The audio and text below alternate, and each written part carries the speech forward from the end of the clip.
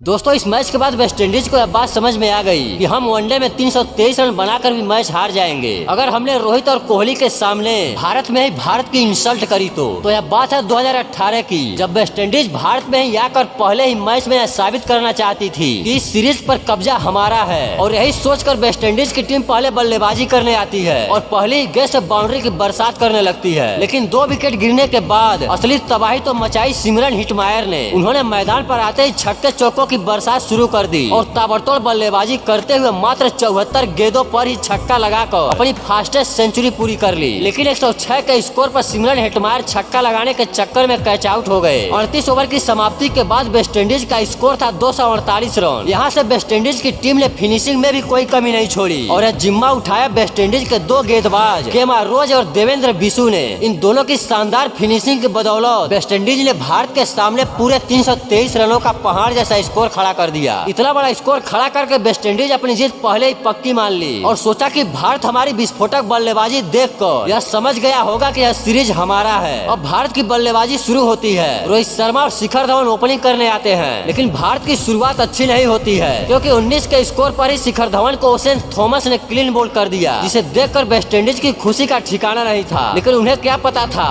कि उनकी यह खुशी इस मैच की लास्ट खुशी बन जाएगी, क्योंकि अब मैदान पर आती है रोको की जोड़ी, जहां दोनों ही बल्लेबाज वेस्टइंडीज की नियत को पहले ही जान जाते हैं कि वेस्टइंडीज हमें यह सीरीज याद रखवाना चाहती है। फिर रोको की जोड़ी ने ऐसा कॉम्बिनेशन बनाया जो बहुत दिनों के बाद देखने को मिला, क्योंकि विराट कोहली आते ही रन रेट सही करने के लिए चौकों छक्कों की बरसात कर देते हैं, लेकिन रोहित शर्मा विकेट रोकने के लिए बहुत ही संभली हुई बल्लेबाजी करते हैं। और अब विराट कोहली शानदार बल्लेबाजी करते हुए मात्र 37 गेंदों पर ही अपनी हाफ सेंचुरी पूरी कर लेते हैं। लेकिन उसके बाद भी विराट कोहली रुकने का नाम नहीं ले रहे थे। विराट तो अपना काम बखूबी कर रहे थे और अब बारी थी रोहित शर्मा की, जो कि वो भी अपना हाथ खोलना शुरू कर देते हैं। फिर देखते ही देखते हिटमैन 51 गेंदों पर अपनी 50 पूरी कर लेते हैं। उसके बाद 50 पूरी करने के बाद अब दोनों ही बल्लेबाज और भी विस्फोटक अंदाज में बल्लेबाजी करने लगते हैं। विराट कोहली मात्र 88 गेंदों पर ही चौका लगाकर अपनी सेंचुरी कंप्लीट कर लेते हैं और दूसरी तरफ रोहित शर्मा तो अब चौके कम और छक्के ज्यादा लगा रहे थे और इसी तरह विस्फोटक अंदाज में बल्लेबाजी करते हुए वो भी मात्र 88 गेंदों पर ही चौका लगाकर अपनी सेंचुरी कंप्लीट कर लेते हैं। वेस्टइंडीज के लिए शिखर धवन का वह विकेट लेना ही उनके लिए आखिरी खुशी बन गई, क्योंकि रोहित शर्मा और विराट कोहली 2 ही बल्लेबाजों ने मिलकर 246 रनों की बड़ी पार्टनरशिप करते हुए 47 गेंद शेष रहते यह मैच जीत कर वेस्टइंडीज को बता दिए कि तुम 322 रन बनाकर भी जीत मानोगे तो हम 400 भी बना देंगे और यह सीरीज तुम्हारा नहीं बल्कि हमारा है। सच में रोको के लिए 1 लाइक तो बनता है।